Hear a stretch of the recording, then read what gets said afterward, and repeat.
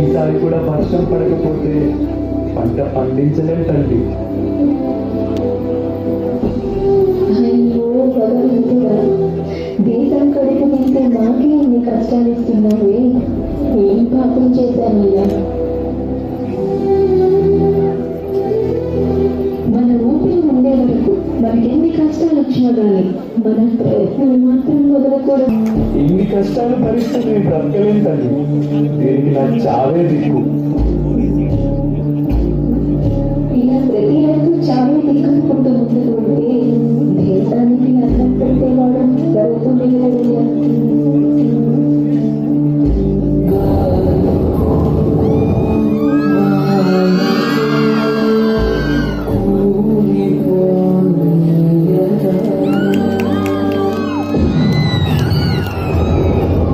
బాధపడకమ్మా, ఈసారి వర్షం ఖచ్చితంగా పడుతుంది.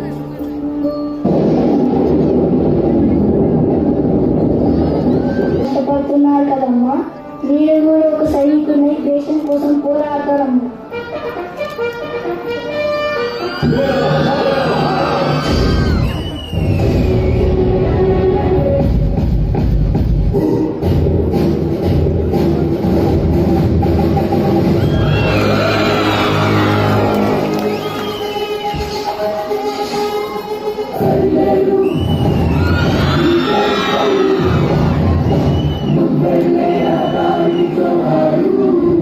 నా కాలు చేతులు నరికినా, నా గొంతు కోసినా, నన్ను ఇక్కడ పాసినా,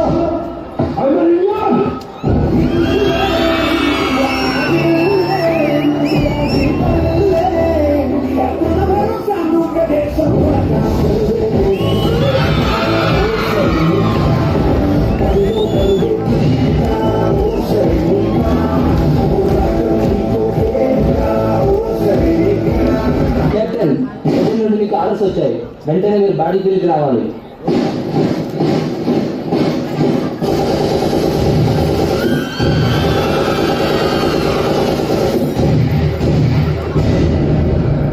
కంగ్రాచులేషన్స్ కెప్టెన్.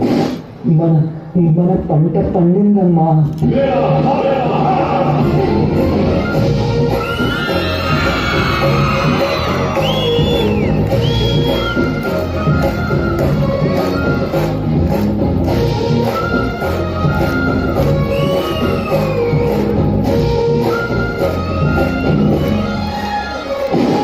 ఈ దేశం కోసం ప్రాణాలు అర్పించడానికైనా సిద్ధమవుతాడు ఒక సైనికుడు.